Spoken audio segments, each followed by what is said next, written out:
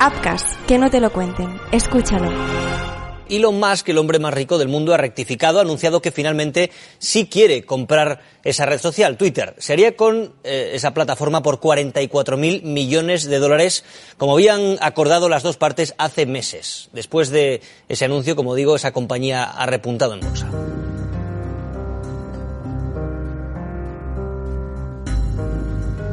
Hace pocas semanas se hacía oficial.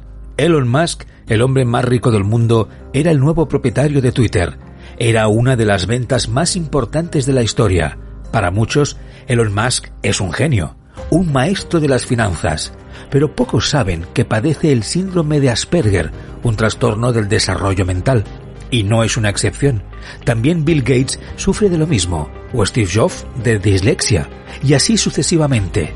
Pero no solo sucede con los genios, también con la clase política que nos gobierna. ¿Es un hecho casual? Pues que la única forma de explicar la genialidad es a través de la inestabilidad psicológica.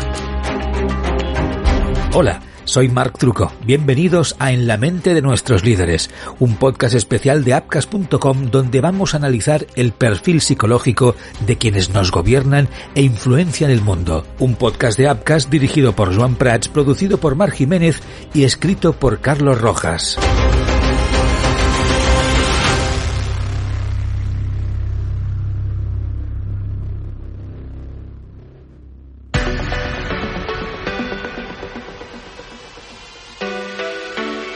Hoy en día, hablar sin tapujos de la salud mental se ha convertido en una tarea menos complicada que años atrás.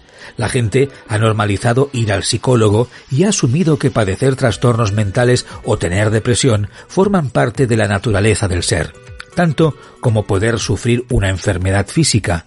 Pero, ¿qué hay de las altas esferas? ¿Cómo se concibe entre las personas ricas y famosas el hecho de padecer una problemática de este calado? Hace unos meses, Jonathan Davidson, profesor de psiquiatría en el Centro Médico de la Universidad de Duke, publicó un libro muy inquietante. Se llama Downing Street Blues, A History of Depression and Other Mental Afflictions in British Prime Ministers. Y el contenido, podemos imaginarlo.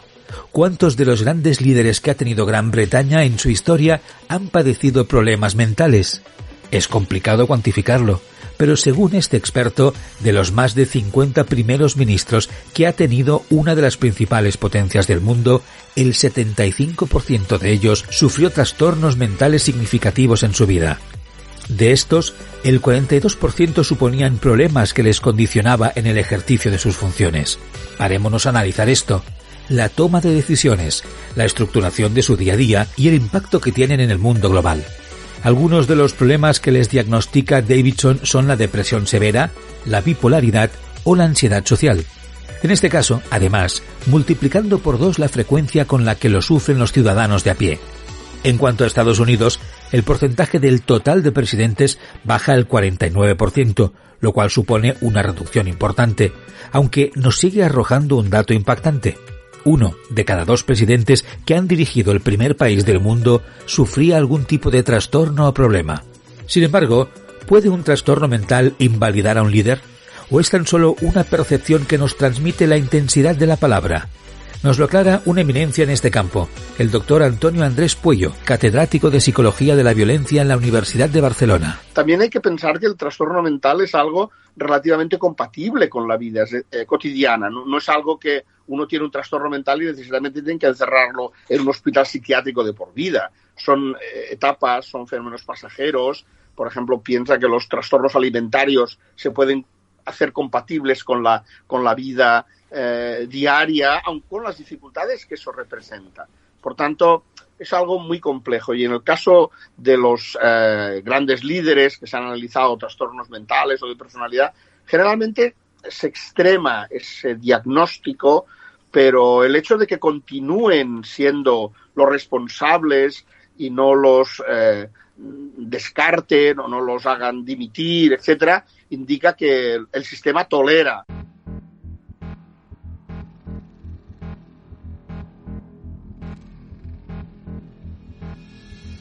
Sea como fuere, este es sin ninguna duda uno de los temas estrella para muchos psicólogos. Algunos están años estudiando las acciones y comportamientos de muchos líderes mundiales para comprender sus pautas. Por ejemplo, más de un informe ha concluido que Adolf Hitler sufría histeria, paranoia, esquizofrenia, tendencias edípicas e incluso sifilofobia, es decir, miedo a la contaminación de la sangre. En España, uno de los expertos que más ha dedicado su carrera a estudiar estas pautas es el propio doctor Antonio Andrés Puello, que ha analizado los perfiles psicológicos de Donald Trump y Vladimir Putin, dos figuras de máxima relevancia que han puesto el mundo patas arriba. Explica cuáles son estas famosas pautas de estudio a la hora de analizar la personalidad de un político de relevancia. Normalmente nosotros analizamos la personalidad basándonos en un capítulo que tiene que ver con el carácter, el temperamento, otro que tiene que ver con las capacidades intelectuales y otro que tiene que ver con las actitudes. Este conjunto de elementos son un poquito los que definen a una persona. Claro, el tema de las actitudes tiene mucho que ver con la ideología, en cierto modo, ¿no? Y por tanto va a depender un poco, sobre todo cuando hablamos de líderes políticos, de cuáles son sus credos, ¿no? En el campo del temperamento y del carácter, generalmente tenemos tres características muy importantes, que pueden variar, y que los líderes no necesariamente tienen que tener un uno y único. Por ejemplo, tenemos todo lo que tiene que ver con la estabilidad emocional, que es donde estarían vinculados los trastornos mentales. En general, la mayoría de los líderes políticos tienen un nivel de estabilidad emocional que estaría entre los niveles medio y alto, porque realmente necesitan una capacidad importante de atender al estrés. Después tenemos otras que tienen que ver con su apertura mental, es decir, hay quienes son muy rígidos, muy conservadores, ya no solo en lo ideológico, sino en su estilo personal. Es, por ejemplo, esto que dicen de que a Trump lo único que le gusta comer son hamburguesas. Este tipo de planteamiento es muy diferente de otros líderes que tienen una apertura mental que en los momentos actuales les favorece pues a la adaptación al cambio. Y por último, nos interesa mucho destacar lo que tiene que ver con el carácter y la responsabilidad. En general, la responsabilidad de la mayoría de los líderes políticos es muy elevada. Son personas eficaces, motivadas, pero en cambio el carácter puede ser muy variable. Pueden tener caracteres muy cordiales o caracteres que son muy poco cordiales.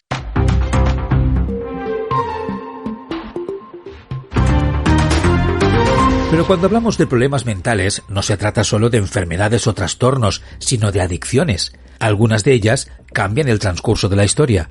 Muchos recordarán la obsesión de Winston Churchill con el alcohol, un problema que combinaba con su trastorno bipolar que jamás se diagnosticó. Aquello, unido al vértigo que otorga siempre el poder, le confería una mente literalmente extraordinaria. Es por eso por lo que su patrón de comportamiento puede producirnos fascinación o un profundo rechazo, por su aparente falta de normalidad. También Boris Yeltsin era un adicto a la bebida y acabó siendo el responsable de la disolución de la Unión Soviética. Y en un caso más reciente encontramos a Tony Blair. El ex primer ministro británico tardó años en admitir que bebía en exceso, aunque en este caso el origen de esta problemática se basaba en el síndrome de Ibris. Este es un patrón de conducta habitual en las personas de máximo poder y consiste en desarrollar una actitud soberbia. Induce a pensar a la persona que se trata de una figura cuasi mesiánica. En el caso de Blair, se acentuó durante el bombardeo de Kosovo. Sintió esa acción militar como suya, llevándole a creerse intocable. Otros nombres como Churchill, Roosevelt, Kennedy o Margaret Thatcher también lo padecieron. Pero el más pronunciado de todos fue el de George Bush Jr. Muchos de los analistas apuntan a que fue ese síndrome el que le llevó a ordenar la invasión de Afganistán e Irak. Eso sí, es algo que no solo sufren políticos, sino también grandes empresarios como Lehman Brothers en su momento, y es una enfermedad que a veces se desarrolla incluso varios años después de haber abandonado la posición de privilegio. Pero cuando hablamos de adicciones, no solo se trata de drogas o alcohol, también de prácticas aparentemente saludables como el sexo. John Kennedy la padecía debido a algo tan sencillo como la mezcla de pastillas. El presidente norteamericano sufría la enfermedad de Addison, una insuficiencia hormonal que le obligaba a tomar esteroides. Sin embargo, una vez llegó al cargo más importante del mundo libre, Kennedy combinó el fármaco con anfetaminas, lo cual le generó un exceso de testosterona difícil de paliar. Quienes trabajaron a su lado confesaban que fue dificilísimo de parar. Aquello era un secreto de cara al resto del mundo y así debía mantenerse, pero Kennedy se convirtió en un mujeriego empedernido. Además de su romance con Marilyn Monroe, el FBI tuvo muchos problemas para controlar su relación con Judith Campbell y Ellen Romage. La primera, además de Kennedy, tenía una aventura con uno de los capos de la mafia, Sam Giancana. Cabe recordar que Kennedy fue uno de los presidentes más duros en la lucha contra el crimen organizado, por lo que era una situación especialmente delicada. Desde el FBI se le pidió que dejara de verse con aquella mujer, pero el presidente no lo hizo hasta varios meses más tarde. En cuanto a Ellen Romage, la inteligencia americana sospechaba que se trataba de una espía comunista de la Alemania Oriental. Pero a Kennedy le dio igual y siguió viéndose con ella. Tuvo que ser Robert Kennedy, el hermano del presidente, quien ordenase su deportación para salvar aquella situación tan tensa. En más de una ocasión, estos problemas han marcado a políticos y grandes administraciones. Está claro que los trastornos, las adicciones y el resto de problemas de salud mental pueden condicionar a un líder político, pero para el doctor Antonio Andrés Pueyo, la maquinaria de un gobierno es tan grande que el impacto no es tanto como nos podemos pensar. Por ejemplo, cuando uno piensa en cómo gobernaba Estados Unidos Obama o cómo lo gobernaba Trump, pues realmente se nota una diferencia importante en cuanto a las decisiones, pero las maquinarias son tan grandes que pueden absorber situaciones que de alguna manera pues entenderíamos que en un ciudadano de a pie son incompatibles con el día a día.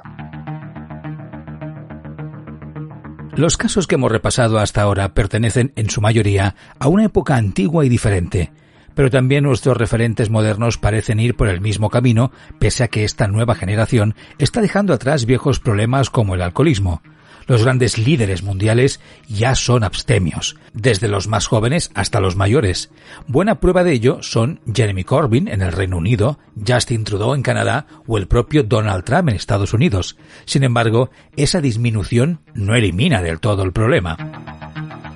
Trump en sí mismo ya es un caso aparte.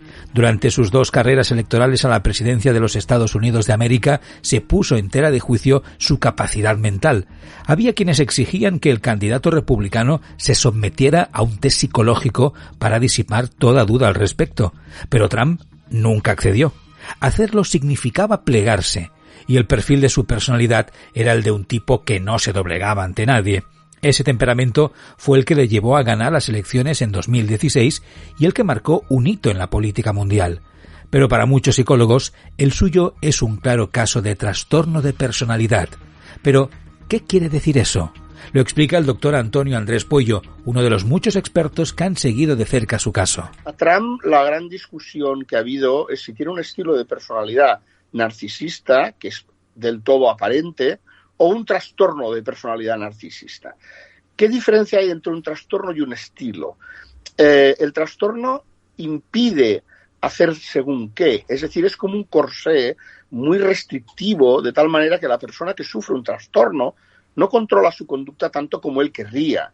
En cambio, el estilo de personalidad tiene un poquito más de flexibilidad. Es como una especie de escalamiento donde tendríamos una manera pues muy flexible, muy neutra, nada destacada, que por supuesto no es la de Trump. Trump es un hombre que destaca por su gran extroversión, por su mal carácter en muchas cosas, por su cerrazón mental frente a la novedad, pero es también capaz, digamos, de adaptarse a las situaciones y comportarse como se espera de él, aunque con algunas salidas de tono.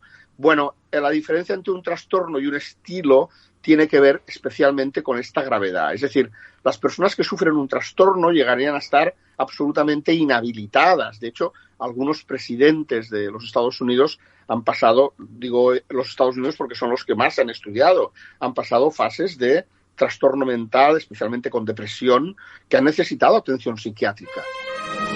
Upcast, que no te lo cuenten. Escúchalo. El deporte está lleno de momentos épicos, de grandes rivales, partidos inolvidables, jornadas para la historia y en algunos casos, puntualmente, golpes de efecto que lo cambiaron todo.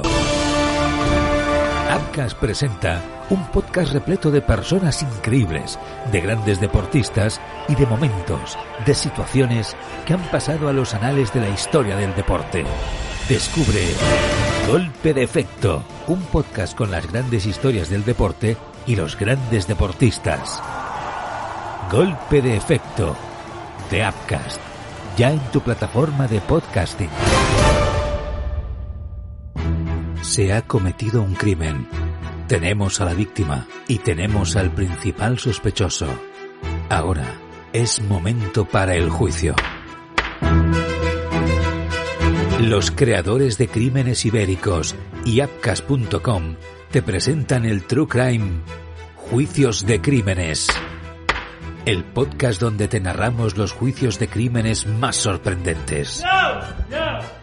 Bien. Señor Gil Pérez, antes del ingreso del jurado, yo le advertí que si usted quería permanecer en la sala, debía hacerlo en silencio, con respeto y con decoro.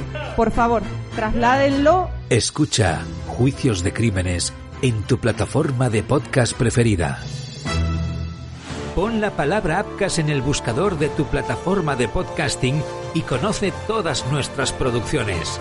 Appcast, que no te lo cuenten, escúchalo.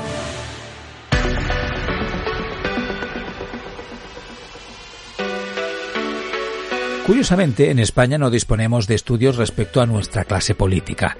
La gran mayoría de estas investigaciones se centran en figuras de esta índole en Estados Unidos y Reino Unido. En cualquier caso, atendiendo a los datos de ambos países, el porcentaje no debería distar mucho en nuestro país.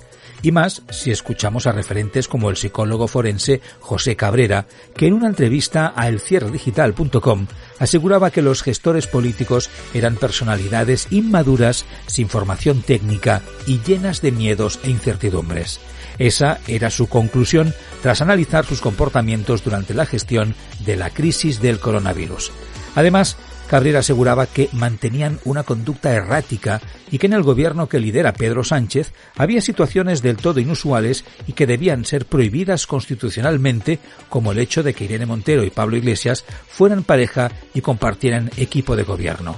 Al respecto de este tema, Cabrera admitía que de cara al exterior podía proyectar una imagen de unidad, pero en realidad, decía, ambos estaban muy condicionados por su relación personal. Esto podía afectar a la toma de decisiones gubernamentales y provocar incendios dentro del núcleo del gobierno. Pocos meses más tarde se demostró que así fue. Iglesias abandonó su puesto de vicepresidente y ambos pusieron fin a su relación.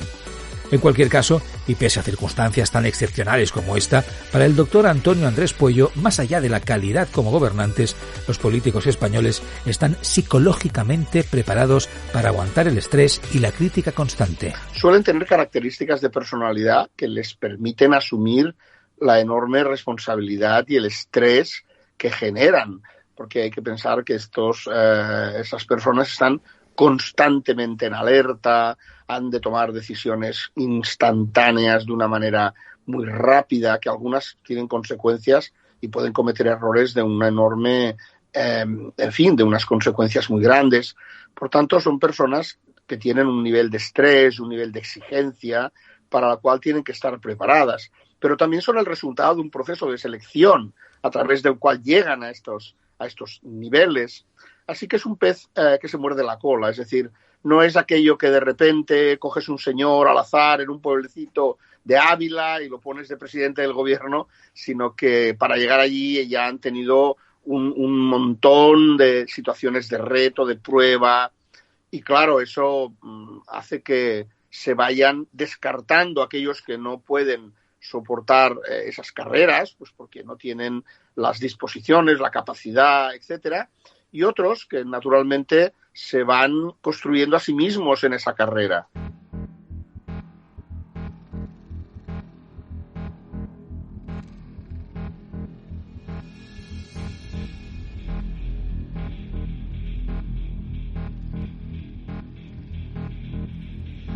Pero no solo los líderes políticos marcan la actualidad.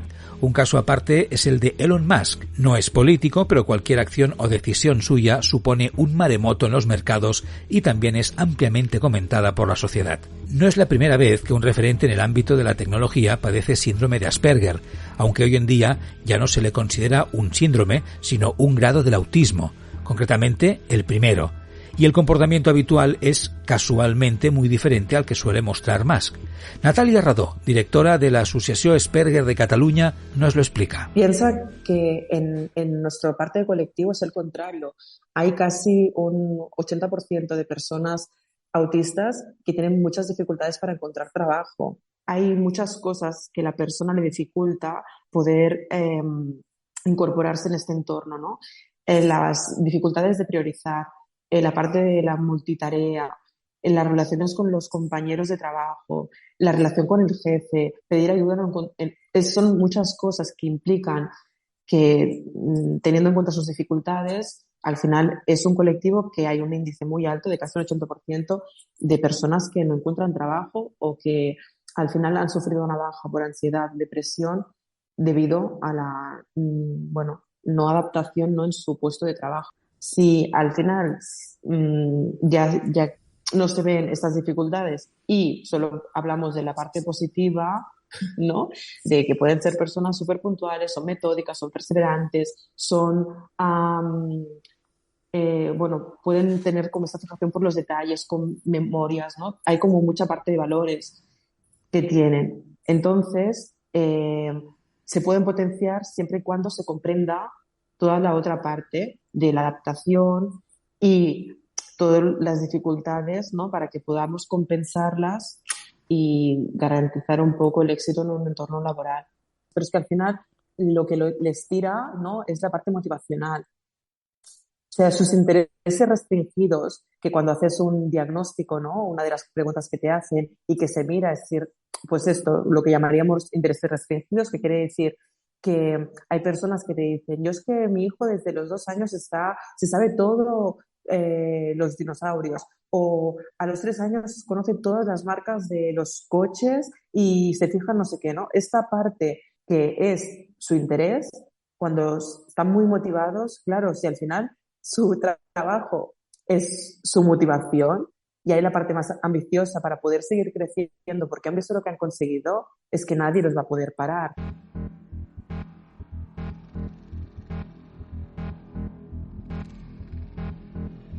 Bill Gates es un ejemplo calcado, aunque está claro que el patrón de comportamiento es muy diferente entre ellos. Mientras que Bill Gates adopta un perfil bajo ante la opinión pública, Elon Musk está manifestándose continuamente a través de programas de televisión, redes sociales y entrevistas, donde incluso apareció una vez fumando marihuana. Como consecuencia de ello, las acciones de sus empresas descendieron en picado. En cambio, cuando apareció en un conocido programa de entrevistas norteamericano y reconoció invertir grandes cantidades de dinero en una criptomoneda desconocida, su valor se multiplicó por varios dígitos. Pero un gran poder conlleva una gran responsabilidad, y Elon Musk parece estar continuamente en búsqueda de titulares y atención. Su reciente adquisición de Twitter es una buena prueba de ello, no solo por los despidos masivos que implementó, sino por sus enfrentamientos en público a las grandes personalidades de Estados Unidos.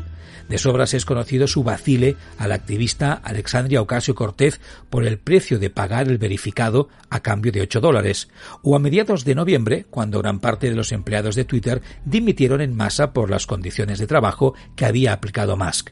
Muchos medios de comunicación apuntaron a un colapso casi inmediato de la red social, pero su propietario, a través de la propia app, se dedicaba a subir memes sobre la posible caída de Twitter y prácticamente a reírse de la noticia. Todo ello mientras enfrentaba una crisis de personal sin precedentes. Para Natalia Radó, de nuevo, se trata de un hecho extraordinario. Es curioso, porque a veces hablamos mucho de que las personas autistas, bueno, hay como mitos, ¿no? Que estamos rompiendo siempre de no tienen sentido del humor, las personas autistas son frías, las personas autistas no tienen empatía, ¿no? De la parte de que hacía broma, ¿no? Es que creo que al final, en el punto en que está, puede hacer lo que quiera casi. Pero yo creo que sí que es muy importante esta parte.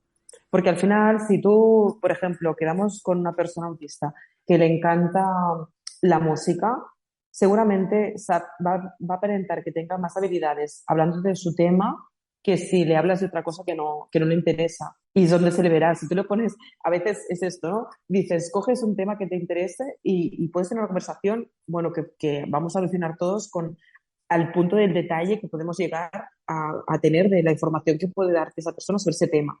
Pero luego con una conversación que diríamos nosotros de ascensor, ¿no? O social, ¡buah! No te vas a saber en qué momento iniciar la conversación, saber mantenerla. Cuando hay un cambio de tema, se quedan a veces atrás. Que hay un estímulo diferente, se pierden y han perdido la conversación y ya no saben cómo volver.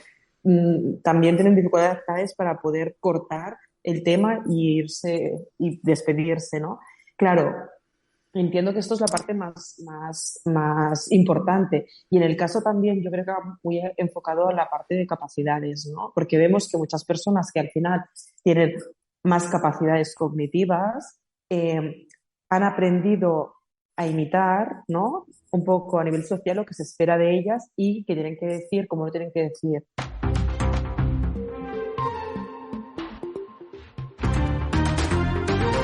Además de Musk, también Steve Jobs tenía fama de ser un maltratador.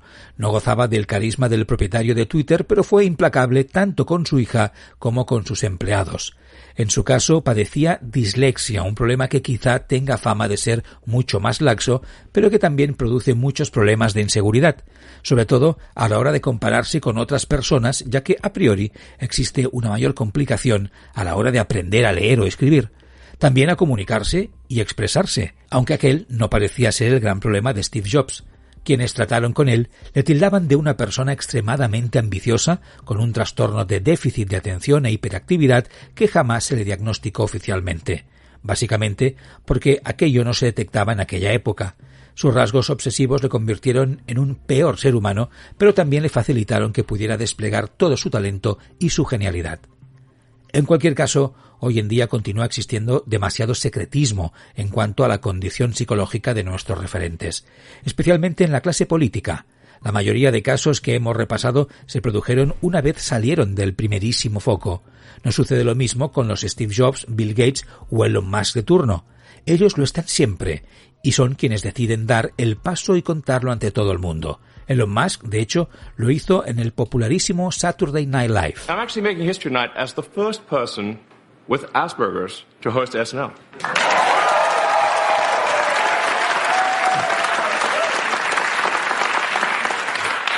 Or at least the first to admit it. So I won't make a lot of eye contact with the cast tonight.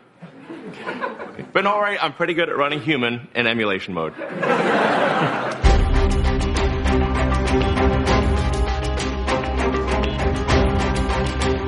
Y es evidente que, pese a que la sociedad lo aplaude en figuras como las de Elon Musk, la salud mental continúa siendo un tema difícil de gestionar para la gente de a pie.